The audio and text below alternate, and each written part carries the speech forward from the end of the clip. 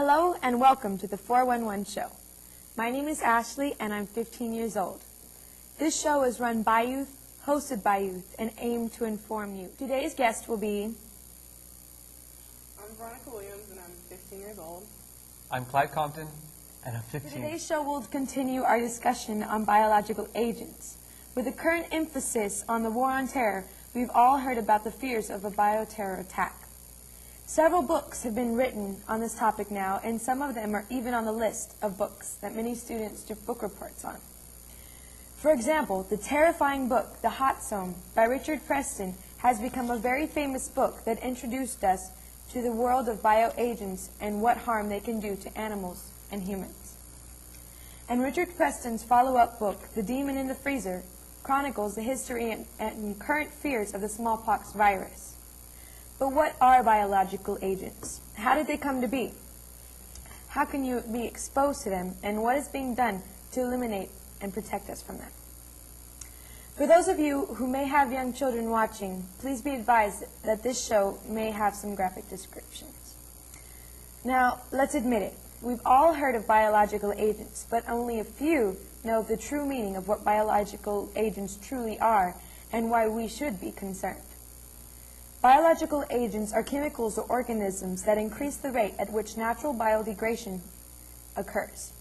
In other words, biological agents are natural-born diseases that can cause severe allergic reactions and serious medical conditions, even death.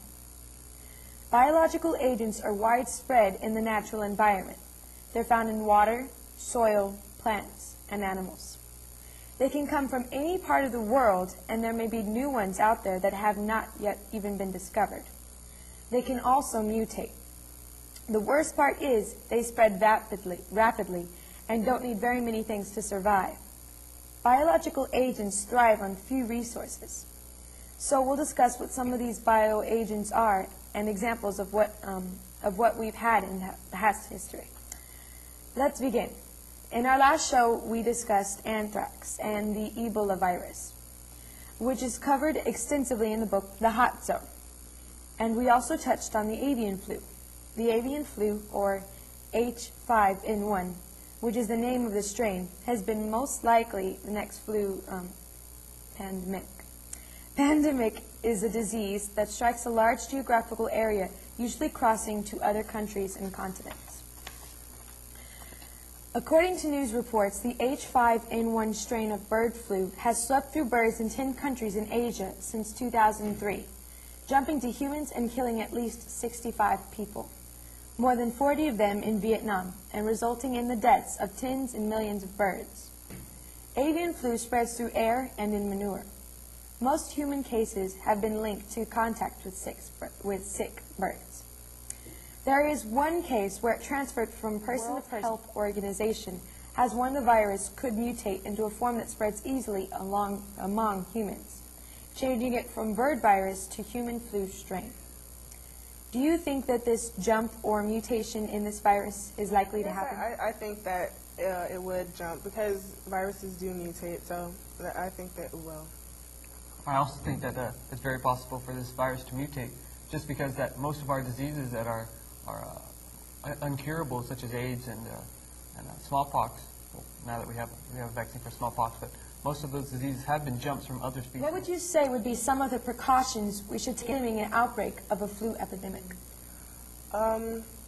Cleanliness.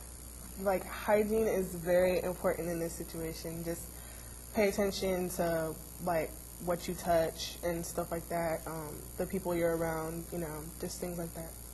I agree. I think also a constant watch on trying just to find a cure for the flu in general.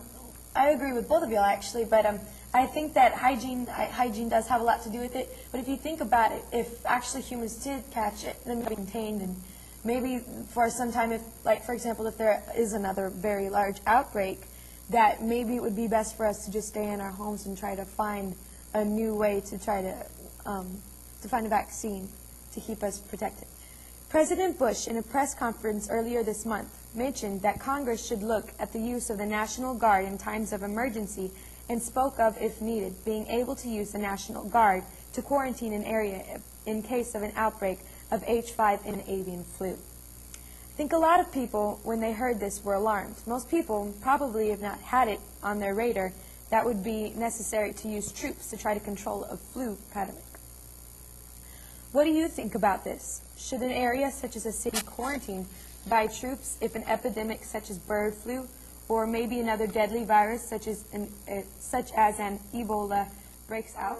Yes, I think that they should be quarantined because I think it would be better, as horrible as it is, it would be better if like a certain number of people were like became sick instead of like the whole country. So yes, I think they should be quarantined. It's also been done many times when the smallpox virus had infected people that during the times when it was still alive, that they secured places off so that others wouldn't be infected. So it's happened before, and I'm sure it'd be okay to do it again. Yeah. All right, let's move on to another bioagent that's often talked about in the war on terror. This would be smallpox. In the book, The Demon in the Freezer, Richard Preston describes the case of smallpox. Now, most people have heard of smallpox, but have no idea what the symptoms are or what it can do to humans. For those of you who are not familiar with what smallpox can do to you, here are some of the facts on smallpox and its symptoms. Smallpox is also known as variola minor and variola major. Variola major is more deadly form with a death rate of 20 to 40%. The other type, variola minor, only kills 1% of those infected.